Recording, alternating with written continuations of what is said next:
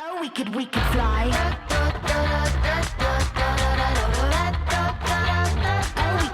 Now entering the Cup of Johanni zone, a one-woman show that discusses all the non-glamorous things that have to do with writing and getting a book out into the world. Enjoy.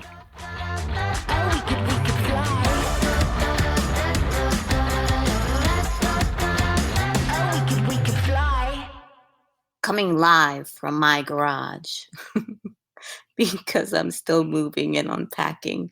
I welcome you to episode 4, where I'm going to be talking with you and sharing with you my experience on working with a developmental editor. Are you ready? Let's begin. All right. So if I didn't say it before in my previous episodes, let me say it here. So from the get-go, well, not really from the get-go, but very early on when I got serious about writing and publishing the writing that will come out from me eventually, I made a choice for it to be self-published, to be published under my own, my company name, under me, because not only do I want to be in control of how something that has my name on it is portrayed or shows to the world, but I also don't have that much patience, let's be honest. I really don't. And we will hit on that when it comes to working with a developmental editor and what not to do. But that's something that I know about myself from internalizing my tendencies and personalities and doing shadow work. I know that I'm very impatient and I want things like yesterday. So that's the other reason, right? So saying that, I went through Reedsy to look for a freelance editor. And I went through them because they vet those people. So that way it's, and I believe I said this before, but it's a lower chance, right? The risk is low when it comes to somebody scamming you or taking your money and then really not giving you the feedback that you need. And thankfully, it worked out for me great. But as you know, if you listen to 2 episodes before, when it comes to critique, I take things very personal. And I'm not going to lie about that. I do. So let me explain to you, in the hopes that if you are a writer out there embarking on your journey, kind of like how I am, you learned something from this. Or if you are an avid reader, then you understand what goes in the backgrounds of with those books that you love to read, right? So that way maybe you can appreciate them more. You can appreciate that author a little bit more that you already love. You can love them even more and show them that love by writing them an awesome review after you read and loved their books. So I went to Reedsy, like I was saying before, to their freelance marketplace, and I found several editors which I thought would fit me. And what I did was I looked through their profiles. I saw the kind of books that they've edited before. Once again, I am writing middle grade realistic fiction where I delve into families, non-conventional, non-traditional families. Excuse my puppy; he gets really irritated easily. But yeah, so that's the theme that is part of my stories. Those families, and in this story, I'm talking about the family that is kind of forced upon you when you're a child, right? That those step parents that come into your life, and it may not be for a child, may not be the best experience, or it may be the best experience, but it's a hit or a miss, and that's what I touch upon with this book that I'm writing. And once again, I'm writing it from experience as someone who grew up with step parents. Although my grandma raised me when I came to the United States, I came to live with step parents on both sides, on both my mom and my dad's side. And I touch upon those experiences in the book in a fictionalized manner. But also, I'm also a stepmom to two little wonderful children and 2 grown adults. But I'm most I'm most attached to the little ones because I've known them since they were very little, and I've I grew to love them, and yeah, so it's hard to explain that bond that you create when you know a child from a very young age. Once, not that I don't like the oldest ones, I do, but that bond is not there, right? Because they're not, they're older already. They're in their 20s. It's like they come and go, and we chit chat about life things that I do like about the two oldest ones is that I can talk to them college life experiences and things of that nature and pass on that knowledge, which is something that I love to do. Hence why I am podcasting. So Diane Bailey, you can find her on Readsy, and she has a ton of experience when it comes to middle grade. And that was one of the reasons why I chose her. And what I did was I went ahead and requested, I believe it was five editors that fit me, that I thought fit me the best based on their profile. I'm very meticulous. So what I did was I printed out their profiles. I printed out some of the books that they worked on. I researched those books, and then I took like 2 days to research them. Then I put them on order with who I would like best, all the way down to least. Once again, I'm very meticulous. I think this is an army planning thing that has just stuck with me. And then after that, what I did was I send off a portion, an excerpt of the manuscript that I need edited, which is the current middle grade book that I'm working on.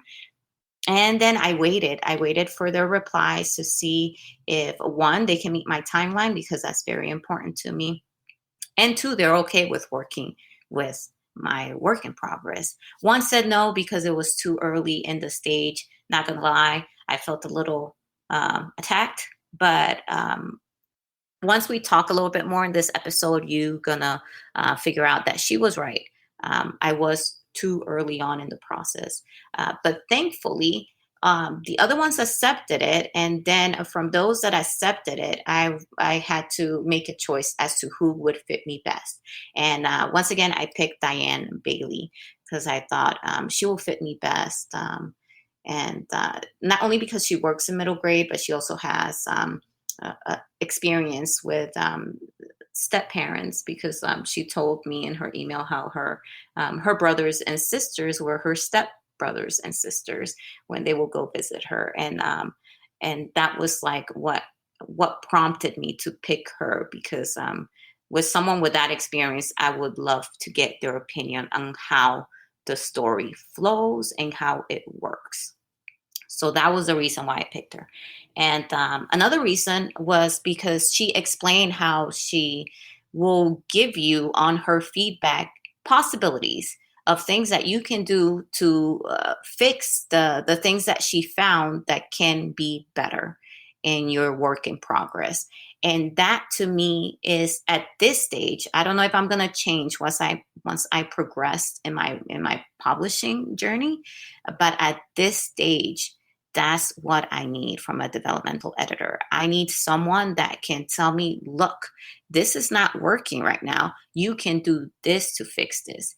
Because what happens to me in my train of thought is that from that idea they gave me, I come up with my own idea. It gives me inspiration for something that I can do that fits me, my writing, and my voice. Right. So that's why I picked her as well, because she put that in there in her letter of acceptance, is that she will do that. And she did, ladies and gentlemen. So she came through and she gave me 8 pages worth of feedback. She came before my timeline, which was awesome. Again, I'm very impatient. And then she gave me 8 pages worth of feedback, like I said before. And within the feedback, she was saying, well, you can do this. This is not working, but you can do this. And what I did was, sorry, I have to switch around my leg on my floor. So what I did was I read it. If you listen to an episode when it comes to critique, you know that I have to digest this in a certain way. So that way I don't get in my own way of becoming a better writer by taking things too personally. So what I did was I read it. I read the whole thing. I took a break from it. I read it again and then went to sleep on it. And what happens with me, how I process things, is that if I read, take a break from it, read, go back to sleep, I'm thinking about those things that I've read. And I'm thinking of my own ways to fix it and analyzing the way that she explained may work for me to fix those things. So that's what I did on the third read of the 8 pages of feedback that I got. Then I went in and highlighted, right? Because once again, and if you don't know this, you don't have to, as a writer, you get feedback, but you don't have to implement every single feedback. You can say, no, this does not work. No, this does not work for me. No, I want to keep this like that. But I can see how I can fix this that you annotated here. So that's what I did. Because mind you, I am multicultural, right? I am talking about the Dominican culture, Caribbean culture. There's some characters in there that are of Mexican culture as well. So I'm speaking on that. And there were some things in there that are particular to that I was not going to change because I know from experience that's how it is. So what I did was on my third read was I highlighted the things that I knew in my gut. I knew for a fact that I needed to change to make the story better. And it was several things that I highlighted. And then after I did those highlights, and then I read her feedback. I'm sorry if you hear the pages, but this is me flipping through the feedback of what she thinks may work for me. I wrote a note on that highlight on the side, and I either implemented part of her feedback or her full feedback, or I came up with my own solution. I'm sorry. So what I meant to say was that I either implemented part of her solution, her full solution, or I came up with my own solution from her feedback. That's what I meant to say on that one. Hopefully I'm not losing anybody out there. So that's what I did on my third read. Highlighted it, made some comments on how I can go about and changing these things. And one thing that Diane said was that hopefully you enjoy putting it together now, because this is, according to her, this is the stage that she loves the most as a writer. Diane is also a writer because she feels it's like a puzzle to put together once she gets the developmental feedback back. But for me, I was very disgruntled. I was like, this is 8 pages. 8 pages of feedback and a ton of more work. You don't understand. I was disgruntled. But yeah, no, I went ahead, I wrote my notes, and then I took a break because it just, hopefully, if you can relate, please leave a comment, let me know. So I know I'm not the crazy one here, or maybe I am, jeez. But I was like, I put in all this work and now I got to do it more work. And I think, oh, this is horrible. But I read the story. I got to be realistic with myself. And this is where my impatience works against me.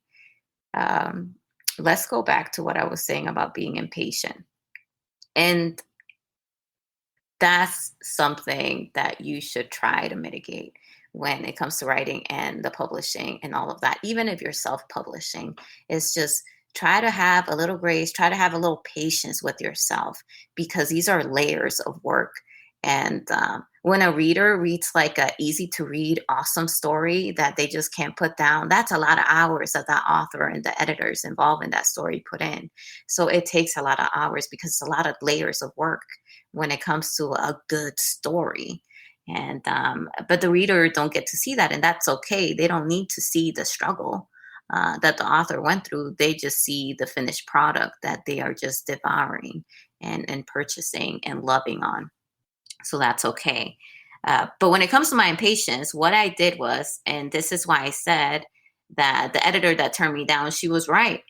The manuscript that I sent to Diane, and God bless her soul, because, you know, she worked with that, had past tense incongruencies in there where I flipped from past to present tense. And it was just a lot of grammar errors and things of that nature that I could have fixed myself. So that way, Diane can understand the story better. Because, and this is something that I want to warn and kind of counsel new writers. If you're on this journey, just like me, learn from my mistakes. Make that draft that you turn into the developmental editor as best as it can be, because it is important for them to have your best work, so that way they can understand the story better, because a developmental editor is going to give you feedback on that story, right? They're not going to give you feedback on grammar, so forth, so forth. But let's be honest, if there are a lot of grammar errors and past tense, present tense, mumble jumble in there, it's going to be hard for them to understand the story. Therefore, it's going to be even harder for them to give you feedback. And some of that feedback may be incorrect because they didn't understand your story because of the grammatical errors in it. So learn from me. That is my warning to y'all. And that's what I said, that I was very impatient and that worked against me. But thankfully, Diane is a great editor, and she worked with it. She understood the story, and that was important with that. But I would suggest not to put an editor through that. And so that way you can get the best feedback. But going back to the 8 pages of feedback I received from Diane, which is great. This is like, I'm talking to you now a month after I've received this feedback, and I'm already halfway through implementing it. And now I am not disgruntled any longer. I was at the beginning. And what I did was I did surface level crap on it. I was like a disgruntled teenager, and implementing the feedback, I was like doing surface level things. Yeah, that fixed that. Yeah, that fixed that. That fixed that. And then I started going back and rereading the manuscript. And then once again, because I read her feedback like 3-4 times, that's in the back of my mind. So as I'm reading my manuscript, I'm like, okay, yeah, no, she's right. Yeah, okay, I see. And then what I did was I started playing Tetris with it. Just like Diane said, it's a puzzle. The story is a puzzle. And now I understand why she said that at the end of her feedback letter. Enjoy the puzzle. Now you get to put it together. That is exactly what it is.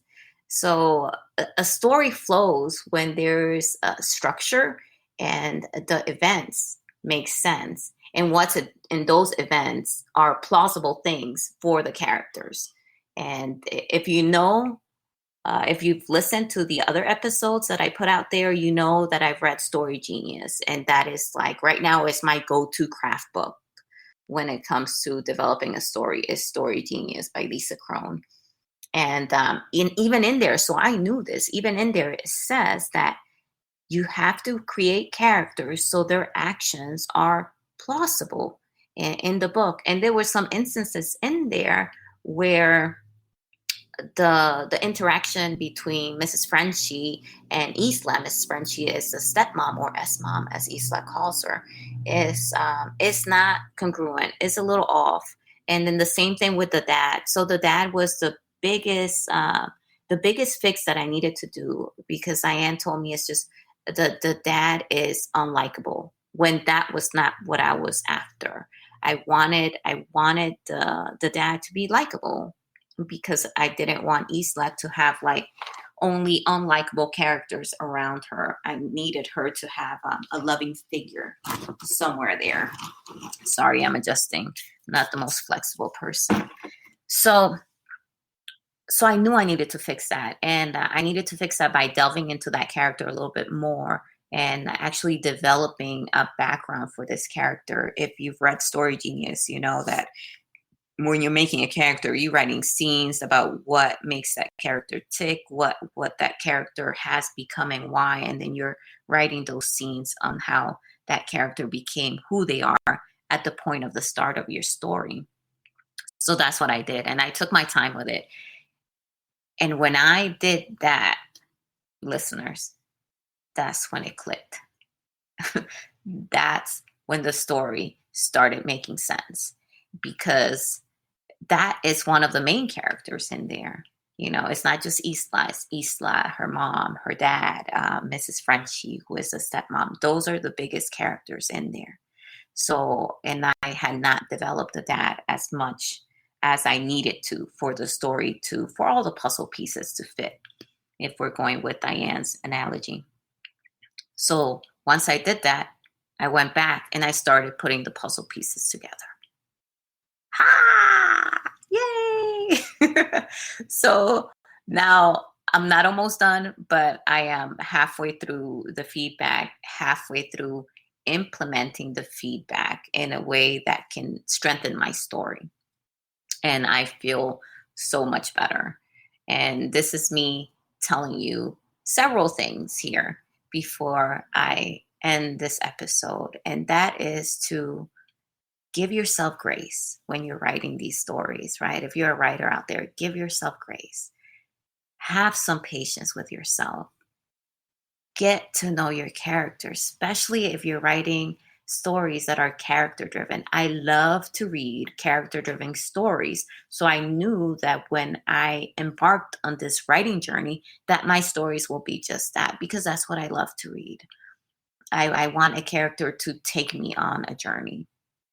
So have some grace for you. And I need to listen to this as well. Maybe I need to play my episode back.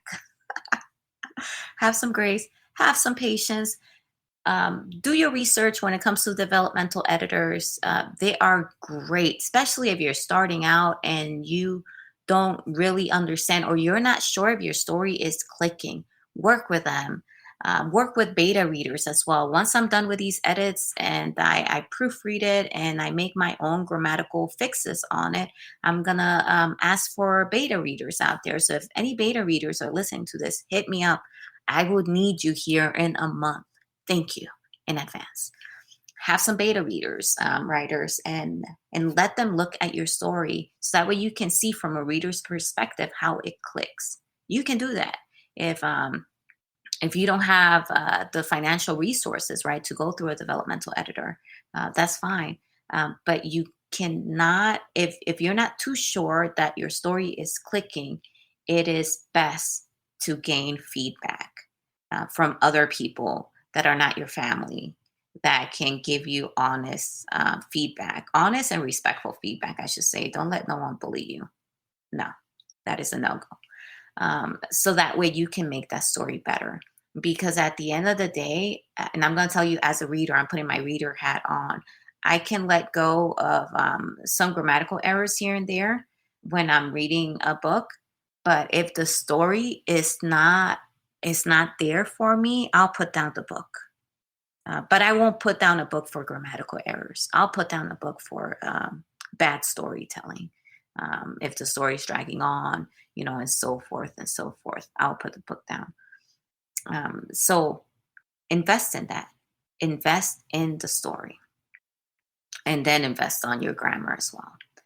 Once you're done with that, but you have to have that story, got to have that story on lock. So that way your readers can love on it and can give you those good reviews and so forth. So I hope you learned something from this, and I will make sure I put the Readsy link in there, and so that way you guys can go on and if you're looking for a developmental editor or any other editors, they have other editors as well. They have proofreaders, they have line editors, they have book cover designers and so forth. So you can look in there in their marketplace and look for any sort of freelancers that can help you on publishing your book or making your story better. Highly suggested. It worked for me. So thank you so much for listening. If you like what you hear, please come back for the next episode on the next Thursday, so that way you can have a cup of Johanny. All right, see you all. Oh, we could fly.